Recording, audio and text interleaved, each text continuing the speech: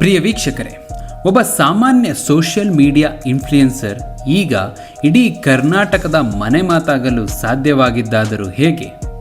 ಕೇವಲ ಒಂದೇ ದಿನಕ್ಕೆ ಬಿಗ್ ಬಾಸ್ ಮನೆಯಿಂದ ಹೊರಬಂದ ಹುಡುಗಿ ಅದೇ ಸೀಸನ್ನ ರನ್ನರ್ ಅಪ್ ಆಗಿ ಹೊರಹೊಮ್ಮಲು ಹೇಗೆ ಸಾಧ್ಯ? ಹೌದು, ಇದು ಉಡುಪಿಯ ಪಡುಬಿದ್ರೆಯ ಬೆಡಗಿ ರಕ್ಷಿತಾ ಶೆಟ್ಟಿ ಅವರ ಸ್ಫೂರ್ತಿದಾಯಕ ಕತೆ.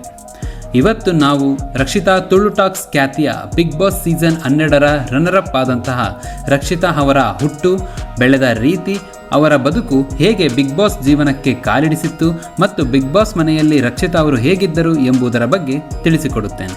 ಬನ್ನಿ ಇವತ್ತಿನ ವಿಡಿಯೋನ ಸ್ಟಾರ್ಟ್ ಮಾಡೋಣ. ಅನಾಮಧೇಯ ಯೂಟ್ಯೂಬ್ ಚಾನಲ್ಗೆ ಮತ್ತೊಮ್ಮೆ ಸ್ವಾಗತ. ರಕ್ಷಿತಾ ಶೆಟ್ಟಿ ಹುಟ್ಟಿದ್ದು ಮಾರ್ಚ್ 20, 2000ರಲ್ಲಿ ಉಡುಪಿ ಜಿಲ್ಲೆಯ ಪಡುಬಿದ್ರಿಯಲ್ಲಿ. ಇವರ ತಂದೆ ರವೀಂದ್ರ ಮತ್ತು ತಾಯಿ ಹರಿಣಿ. ರಕ್ಷಿತಾ ಅವರಿಗೆ ಒಬ್ಬ ತಂಗಿಯೂ ಇದ್ದಾಳೆ. ಅವಳ ಹೆಸರು ಅಕ್ಷತಾ. ಕರಾವಳಿಯ ನಂಟು ಇದ್ದರೂ ರಕ್ಷಿತಾ ಬೆಳೆದದ್ದು ಮತ್ತು ಓದಿದ್ದೆಲ್ಲ ಮಾಯಾನಗರಿ ಮುಂಬೈನಲ್ಲಿ. ಮುಂಬೈನ ಸೆಂಟ್ ಅಲೋಷಿಯಸ್ ಹೈಸ್ಕೂಲ್ನಲ್ಲಿ ಶಾಲಾ ಶಿಕ್ಷಣ ಮುಗಿಸಿದ ರಕ್ಷಿತಾ ನಂತರ BCom ಮತ್ತು BMM ಪದವಿಯನ್ನು ಪೂರ್ಣಗೊಳಿಸಿರುತ್ತಾರೆ. ಕೇವಲ ರಜಾ ದಿನಗಳಲ್ಲಿ ಮತ್ತು ಸಂಬಂಧಿಕರ ಕಾರ್ಯಕ್ರಮಗಳಲ್ಲಿ ಭಾಗವಹಿಸಲು ರಕ್ಷಿತಾ ಅವರು ತನ್ನ ಅಜ್ಜಿ ಊರಿಗೆ ಅಂದರೆ ಪಡುಬಿದ್ರೆಗೆ ಬರುತ್ತಿರುತ್ತಾರೆ. ಇದೇ ಕಾರಣಕ್ಕೆ ಅವರ ಮಾತಿನಲ್ಲಿ ಮುಂಬೈ ಸ್ಟೈಲ್ ಮತ್ತು ಕರಾವಳಿಯ ಸೊಗಡು ಎರಡೂ ಕೂಡ ಮಿಕ್ಸ್ ಆಗಿರುವಂತೆ ಕಾಣಿಸುತ್ತದೆ. ಈ ರಕ್ಷಿತಾ ಅವರ ಸೋಷಿಯಲ್ ಮೀಡಿಯಾ ಜೀವನ ಸ್ಟಾರ್ಟ್ ಆಗಿದ್ದು ರೀಲ್ಸ್ನ ಮೂಲಕ.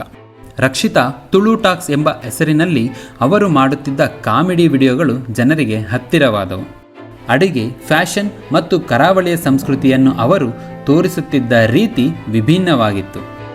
ರಕ್ಷಿತಾ ಅವರ ಅಡುಗೆ ಮಾಡುವ ರೀತಿ ಮತ್ತು ಅವರ ಡೈಲಿ ವ್ಲಾಗ್ಸ್ ಜನರ ಮೆಚ್ಚುಗೆಯನ್ನು ಪಡೆದಿತ್ತು. ಇನ್ನು ಆರಂಭದಲ್ಲಿ ಅವರ ಬ್ರೋಕನ್ ಕನ್ನಡ ಅಥವಾ ಕನ್ನಡ ಮಾತನಾಡುವ ಶೈಲಿಯನ್ನು ನೋಡಿ ಕೆಲವರು ಟ್ರೋಲ್ ಮಾಡುತ್ತಿದ್ದರು. ಎಷ್ಟೋ ಜನ ರಕ್ಷಿತಾ ಅವರ ರೀಲ್ಸ್ ಮತ್ತು ಮಾತನಾಡುವ ಶೈಲಿ ನೋಡಿ ನಕ್ಕಿದ್ದು ಉಂಟು, ಅಪಹಾಸ್ಯ ಮಾಡಿದ್ದು ಉಂಟು. ಆದರೆ ರಕ್ಷಿತಾ ಇದ್ಯಾವುದನ್ನೂ ಲೆಕ್ಕಿಸಲಿಲ್ಲ. ಆ ಟ್ರೋಲ್ಗಳನ್ನೇ ಮೆಟ್ಟಿಲಾಗಿ ಮಾಡಿಕೊಂಡು ತಮ್ಮದೇ ಆದ ಒಂದು ವಿಶಿಷ್ಟ ಶೈಲಿಯನ್ನು ಬೆಳೆಸಿಕೊಂಡು ಬಂದರು. ಸೆಪ್ಟೆಂಬರ್ 2025ರಲ್ಲಿ ರಕ್ಷಿತಾ ಬಿಗ್ ಬಾಸ್ ಸೀಸನ್ 12ರ ಸ್ಪರ್ಧಿಯಾಗಿ ಬಂದರು. ಆದರೆ ಮೊದಲ ದಿನವೇ ಜಂಟಿ ಒಂಟಿಯ ಮನೆ ಲೆಕ್ಕದಿಂದ ಮನೆ ಮಂದಿಯ ಓಟಿನಿಂದಾಗಿ ಅವರು ಎಲಿಮಿನೇಟ್ ಆಗಬೇಕಾಯಿತು. ಇದು ಇಡೀ ಕರ್ನಾಟಕಕ್ಕೆ ಶಾಕ್ ನೀಡಿತ್ತು. ಆದರೆ ಜನರ ಬೆಂಬಲ ಎಷ್ಟಿತ್ತೆಂದರೆ ಅಭಿಮಾನಿಗಳ ಒತ್ತಾಯದ ಮೇರೆಗೆ ರಕ್ಷಿತಾ ಕೇವಲ 6 ದಿನಗಳಲ್ಲಿ ಮತ್ತೆ ಬಿಗ್ ಬಾಸ್ ಮನೆಗೆ ಎಂಟ್ರಿ ಕೊಟ್ಟಿದ್ದರು. ಅಲ್ಲಿಂದ ಶುರುವಾಗಿದ್ದೇ ರಕ್ಷಿತಾ ಅವರ ಅಸಲಿ ಆಟ. ಹಿರಿಯ ಸ್ಪರ್ಧಿಗಳ ನಡುವೆ ಅತಿ ಕಿರಿಯ ವಯಸ್ಸಿನ ಸ್ಪರ್ಧಿಯಾಗಿ ಇವರು ತೋರಿದ ಧೈರ್ಯ, ಹಠ ಮತ್ತು ಟಾಸ್ಕ್ಗಳಲ್ಲಿನ ಹೋರಾಟ ಎಲ್ಲರ ಗಮನ ಸೆಳೆಯಿತು. ಅದರಲ್ಲೂ ರಕ್ಷಿತಾ ಅವರ ಆಕ್ಟಿವ್ನೆಸ್ ಮತ್ತು ಅವರ ಡ್ಯಾನ್ಸ್ನಲ್ಲಿರುವ ಎನರ್ಜಿಯನ್ನು ನೋಡಿ ಕಿಚ್ಚ ಸುದೀಪ್ ಅವರು ಸಹ ಹೊಗಳಿರುತ್ತಾರೆ. ಜನವರಿ 18, 2026ರ ಆ ರಾತ್ರಿ ರಕ್ಷಿತಾ ಅವರ ಫ್ಯಾಮಿಲಿಯೂ ಸೇರಿದಂತೆ ಕರ್ನಾಟಕವು ಮರೆಯುವಂತಿಲ್ಲ. 112 ದಿನಗಳ ಕಾಲ ಹೋರಾಡಿದ ರಕ್ಷಿತಾ ಬಿಗ್ ಬಾಸ್ ಸೀಸನ್ 12ರ ಪ್ರಥಮ ರನ್ನರ್ ಅಪ್ ಆಗಿ ಹೊರಹೊಮ್ಮುತ್ತಾರೆ. ಗಿಲ್ಲಿ ನಟ ವಿನ್ನರ್ ಆದರೂ ಅವರಿಗಿಂತ ಸ್ವಲ್ಪ ಕಡಿಮೆ ಮತಗಳನ್ನು ಗಳಿಸಿದ ರಕ್ಷಿತಾ ರನ್ನರ್ ಅಪ್ ಆಗಿ ಜನರ ಪ್ರೀತಿಯನ್ನು ಗಳಿಸಿರುತ್ತಾರೆ.